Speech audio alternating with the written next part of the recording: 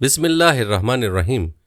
السلام علیکم دوستو، آج کی ویڈیو میں ہم آپ کو نبی کریم صلی اللہ علیہ وآلہ وسلم کی ہجرت کے بارے میں بتائیں گے کہ کن حالات میں آپ صلی اللہ علیہ وآلہ وسلم نے مکہ کو چھوڑا۔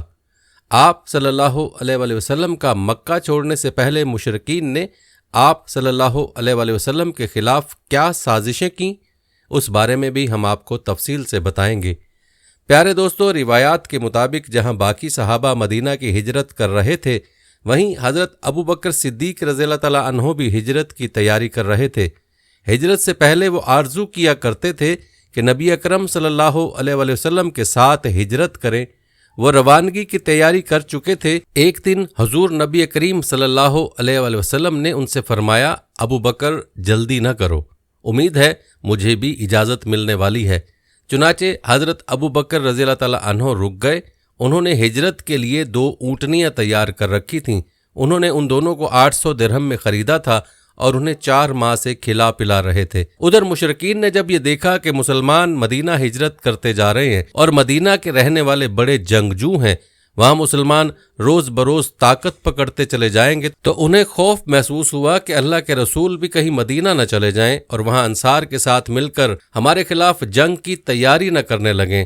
تو وہ سب جمع ہوئے اور سوچنے لگے کہ کیا قدم اٹھائیں۔ یہ قریش دارالندوہ میں جمع ہوئے تھے۔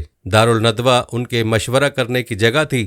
یہ پہلا پختہ مکان تھا جو مکہ میں تعمیر ہوا۔ دوستو، کہتے ہیں کہ قریش کے اس مشورے میں شیطان بھی شریک ہوا۔ وہ انسانی شکل میں آیا تھا اور ایک بوڑھے کے روپ میں تھا، سبز رنگ کی چادر اوڑھے ہوئے تھا۔ وہ دروازے پر آ کر ٹھہر گیا۔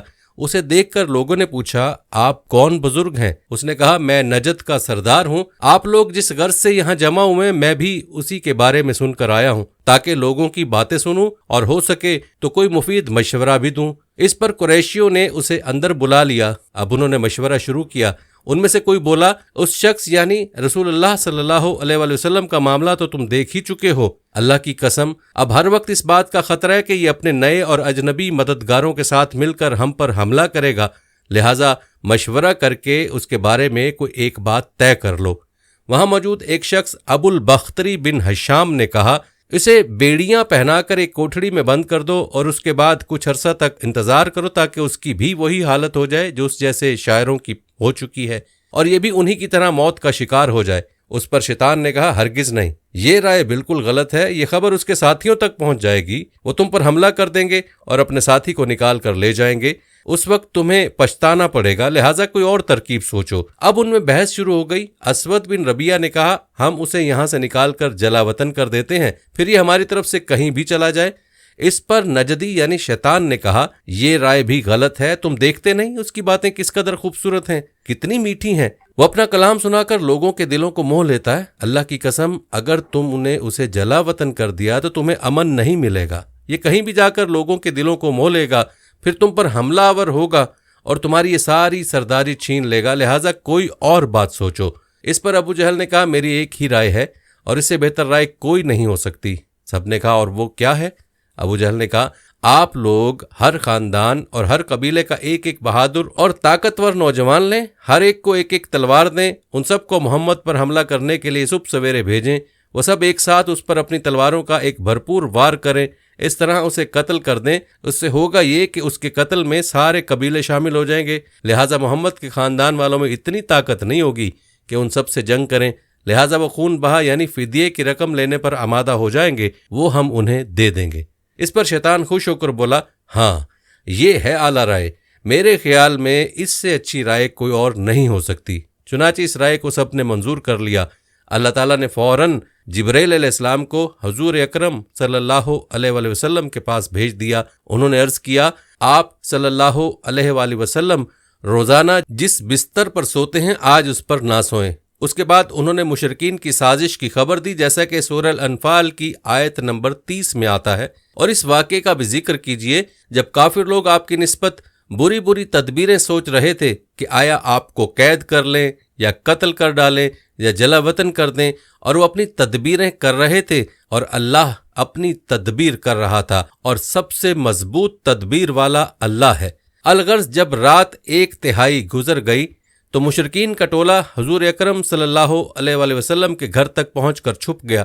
وہ انتظار کرنے لگا کہ کب وہ سوئیں اور سب یکدم ان پر حملہ کر دیں۔ دوستو، کہا جاتا ہے کہ ان کفار کی تعداد 100 تھی۔ ادھر حضور نبی کریم صلی اللہ علیہ وآلہ وسلم نے حضرت علی رضی اللہ تعالیٰ عنہ سے فرمایا، تم میرے بستر پر سو جاؤ اور میری یمنی چادر اوڑھ لو۔ پھر آپ صلی اللہ علیہ وآلہ وسلم نے حضرت علی رضی اللہ تعالیٰ عنہ کو تسلی دیتے ہوئے فرمایا، تمہارے ساتھ کوئی ناخوشگوار واقعہ پیش نہیں آئے گا۔ پیارے دوستو، روایات بتاتی ہیں کہ مشرکوں کے جس گروہ نے آپ صلی اللہ علیہ وآلہ وسلم کے گھر کو گھیر رکھا تھا، ان میں حکیم بن ابو العاص، عقبہ بن ابی معیط، نصر بن حارث، اسید بن خلف، زما ابن اسود اور ابو جہل بھی شامل تھے۔ ابو جہل اس وقت دبی آواز میں اپنے ساتھیوں سے کہہ رہا تھا، محمد صلی اللہ علیہ وآلہ وسلم کہتا ہے اگر تم اس کے دین کو قبول کر لو گے تو تمہیں عرب اور عجم کی بادشاہت مل جائے گی، اور مرنے کے بعد تمہیں دوبارہ زندگی عطا کی جائے گی، اور وہاں تمہارے لیے ایسی جنتیں ہوں گی، ایسے باغات ہوں گے جیسے اردن کے باغات ہیں۔ لیکن اگر تم میری پیروی نہیں کرو گے تو تم سب تباہ ہو جاؤ گے، مرنے کے بعد دوبارہ زندہ کیے جاؤ گے تو تمہارے لیے وہاں جہنم کی آگ تیار ہوگی، اس میں تمہیں جلایا جائے گا۔ نبی اکرم صلی اللہ علیہ وآلہ وسلم نے اس کے یہ الفاظ سن لیے۔ آپ یہ کہتے ہوئے گھر سے نکلے، ہاں میں یقیناً یہ بات کہتا ہوں۔ اس کے بعد آپ صلی اللہ علیہ وآلہ وسلم نے اپنی مٹھی میں کچھ مٹی اٹھائی اور سورۃ یاسین کی یہ آیات تلاوت فرمائیں، جن کا ترجمہ یہ ہے، یاسین، قسم ہے حکمت والے قرآن کی، بے شک آپ پیغمبروں کے گروہ میں سے ہیں، سیدھے راستے پر ہیں۔ یہ قرآن زبردست اللہ مہربان کی طرف سے نازل کیا گیا ہے تاکہ آپ پہلے تو ایسے لوگوں کو ڈرائیں جن کے باپ دادا نہیں ڈرائے گئے، سو اسی سے یہ بے خبر ہیں۔ ان میں سے اکثر لوگوں پر بات ثابت ہو چکی ہے، سو یہ لوگ ایمان نہیں لائیں گے۔ ہم نے ان کی گردنوں میں توق ڈال دی ہیں، پھر وہ ٹھوڑیوں تک اڑ گئے ہیں، جس سے ان کے سر اوپر کو اٹھ گئے ہیں، اور ہم نے ایک آڑ ان کے سامنے کر دی ہے اور ایک آڑ ان کے پیچھے کر دی ہے، جس سے ہم نے انہیں ہر طرف سے گھیر لیا ہے، سو وہ دیکھ نہیں سکتے۔ دوستو، یاد رہے کہ یہ سورہ یاسین کی آیات 1 تا 9 کا ترجمہ ہے۔ ان آیات کی برکت سے اللہ تعالیٰ نے کفار کو وقتی طور پر اندھا کر دیا، وہ حضرت صلی اللہ علیہ وآلہ وسلم کو اپنے سامنے سے جاتے ہوئے نہ دیکھ سکے۔ حضور صلی اللہ علیہ وآلہ وسلم نے جو مٹی پھینکی تھی وہ ان سب کے سروں پر گری، کوئی ایک بھی ایسا نہ بچا جس پر مٹی نہ گری ہو۔ جب قریش کو پتہ چلا کہ حضور صلی اللہ علیہ وآلہ وسلم ان کے سروں پر خاک ڈال کر جا چکے ہیں تو وہ سب گھر کے اندر داخل ہوئے۔ آپ صلی اللہ علیہ وآلہ وسلم کے بستر پر حضرت علی رضی اللہ تعالیٰ عنہ چادر اوڑھے سو رہے تھے۔ یہ دیکھ کر وہ بولے، خدا کی قسم، یہ تو اپنی چادر اوڑھے سو رہے ہیں۔ لیکن جب چادر الٹی گئی تو بستر پر حضرت علی رضی اللہ تعالیٰ عنہ نظر آئے۔ مشرکین حیرت زدہ رہ گئے۔ انہوں نے حضرت علی رضی اللہ تعالیٰ عنہ سے پوچھا، تمہارے صاحب کہاں ہیں؟ مگر انہوں نے کچھ نہ بتایا تو وہ حضرت علی رضی اللہ تعالیٰ عنہ کو مارتے ہوئے باہر لے آئے اور مسجد حرام تک لائے۔ کچھ دیر تک انہوں نے انہیں روکے رکھا، پھر چھوڑ دیا۔ اب حضور صلی اللہ علیہ وآلہ وسلم کو ہجرت کے سفر پر روانہ ہونا تھا۔ انہوں نے حضرت جبرائیل علیہ السلام سے پوچھا، میرے ساتھ دوسرا ہجرت کرنے والا کون ہوگا؟ جواب میں حضرت جبرائیل علیہ السلام نے کہا، ابو بکر صدیق ہوں گے۔ حضور صلی اللہ علیہ وآلہ وسلم اس وقت تک چادر اوڑھے ہوئے تھے۔ اسی حالت میں حضرت ابو بکر صدیق رضی اللہ تعالیٰ عنہ کے گھر پہنچے۔ دروازے پر دستک دی تو حضرت اسماء رضی اللہ عنہا نے دروازہ کھولا اور حضور صلی اللہ علیہ وآلہ وسلم کو دیکھ کر اپنے والد حضرت ابو بکر صدیق رضی اللہ تعالیٰ عنہ کو بتایا کہ رسول اللہ صلی اللہ علیہ وآلہ وسلم آئے ہیں اور چادر اوڑھے ہوئے ہیں۔ یہ سنتے ہی ابو بکر صدیق رضی اللہ تعالیٰ عنہ بول اٹھے، اللہ کی قسم، اس وقت آپ صلی اللہ علیہ وآلہ وسلم یقیناً کسی خاص کام سے تشریف لائے ہیں۔ پھر انہوں نے آپ صلی اللہ علیہ وآلہ وسلم کو اپنی چارپائی پر بٹھایا۔ آپ صلی اللہ علیہ وآلہ وسلم نے ارشاد فرمایا، دوسرے لوگوں کو یہاں سے اٹھا دو۔ حضرت ابو بکر صدیق رضی اللہ تعالیٰ عنہ نے حیران ہو کر عرض کیا، اے اللہ کے رسول، یہ تو سب میرے گھر والے ہیں۔ اس پر آپ صلی اللہ علیہ وآلہ وسلم نے فرمایا، مجھے ہجرت کی اجازت مل گئی ہے۔ ابو بکر صدیق رضی اللہ تعالیٰ عنہ فوراً بول اٹھے، میرے ماں باپ آپ پر قربان، کیا میں آپ کے ساتھ جاؤں گا؟ جواب میں حضور صلی اللہ علیہ وآلہ وسلم نے ارشاد فرمایا، ہاں تم میرے ساتھ جاؤ گے۔ یہ سنتے ہی مارے خوشی کے حضرت ابو بکر صدیق رضی اللہ تعالیٰ عنہ رونے لگے۔ حضرت عائشہ صدیقہ رضی اللہ تعالیٰ عنہا فرماتی ہیں، میں نے اپنے والد کو روتے دیکھا تو حیران ہوئی، اس لیے کہ میں اس وقت تک نہیں جانتی تھی کہ انسان خوشی کی وجہ سے بھی رو سکتا ہے۔ پھر حضرت ابو بکر صدیق رضی اللہ تعالیٰ عنہ نے عرض کیا، اے اللہ کے رسول، آپ پر میرے ماں باپ قربان، آپ ان دونوں اونٹنیوں میں سے ایک لے لیں، میں نے انہیں اسی سفر کے لیے تیار کیا ہے۔ اس پر حضور صلی اللہ علیہ وآلہ وسلم نے فرمایا، میں یہ قیمت دے کر لے سکتا ہوں۔ یہ سن کر حضرت ابو بکر صدیق رضی اللہ تعالیٰ عنہ رونے لگے اور عرض کیا، اے اللہ کے رسول، آپ پر میرے ماں باپ قربان، میں اور میرا سب مال تو آپ ہی کا ہے۔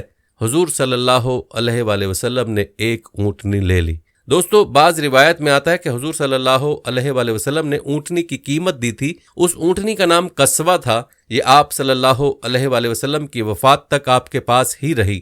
حضرت ابو بکر صدیق رضی اللہ تعالیٰ عنہ کی خلافت میں اس کی موت واقع ہوئی۔ سیدہ عائشہ صدیقہ رضی اللہ عنہا فرماتی ہیں کہ ہم نے ان دونوں اونٹنیوں کو جلدی جلدی سفر کے لیے تیار کیا، چمڑے کی ایک تھیلی میں کھانے پینے کا سامان رکھ دیا۔ حضرت اسما رضی اللہ عنہا نے اپنی چادر پھاڑ کر اس کے ایک حصے سے ناشتے کی تھیلی باندھ دی، دوسرے حصے سے انہوں نے پانی کے برتن کا منہ بند کر دیا۔ اس پر حضرت صلی اللہ علیہ وآلہ وسلم نے ارشاد فرمایا، اللہ تعالیٰ تمہاری اس اوڑھنی کے بدلے جنت میں 2 اوڑھنیاں دے گا۔ اوڑھنی کو پھاڑ کر 2 کرنے کے عمل کی بنیاد پر حضرت اسما رضی اللہ عنہا کو ذات الناطقین کا لقب ملا، یعنی 2 اوڑھنی والی۔ دوستو، یاد رہے کہ نطاق اس دوپٹے کو کہا جاتا ہے جسے عرب کی عورتیں کام کے دوران کمر کے گرد باندھ لیتی تھیں۔ پھر رات کے وقت حضور صلی اللہ علیہ وآلہ وسلم حضرت ابو بکر صدیق رضی اللہ تعالیٰ عنہ کے ساتھ روانہ ہوئے اور پہاڑ سور کے پاس پہنچے۔ سفر کے دوران کبھی حضرت ابو بکر صدیق رضی اللہ تعالیٰ عنہ حضور صلی اللہ علیہ وآلہ وسلم کے آگے چلنے لگتے تو کبھی پیچھے۔ حضرت صلی اللہ علیہ وآلہ وسلم نے دریافت فرمایا، ابو بکر ایسا کیوں کر رہے ہو؟ جواب میں انہوں نے عرض کیا، اللہ کے رسول، میں اس خیال سے پریشان ہوں کہ کہیں راستے میں کوئی آپ کی گھات میں نہ بیٹھا ہو۔ یہ تھی حضرت ابو بکر صدیق رضی اللہ تعالیٰ عنہ کی آپ صلی اللہ علیہ وآلہ وسلم کے لیے محبت اور عقیدت کہ اپنی جان سے زیادہ آپ کو نبی کریم صلی اللہ علیہ وآلہ وسلم کے جان کی فکر تھی۔ دوستو، یہ تھی ہماری آج کی ویڈیو۔ اس ویڈیو کو آپ نے اپنے دوستوں کے ساتھ اور اپنے پیاروں کے ساتھ بھی ضرور شیئر کرنا ہے۔ ہم یہ امید کرتے ہیں کہ آپ کو ہماری آج کی ویڈیو ضرور پسند آئی ہوگی۔ اگر آپ کو ہماری آج کی ویڈیو پسند آئی ہے تو سب سے پہلے تو اس کو لائک کریں اور اپنی رائے کا اظہار کمنٹ سیکشن میں لازمی کریں۔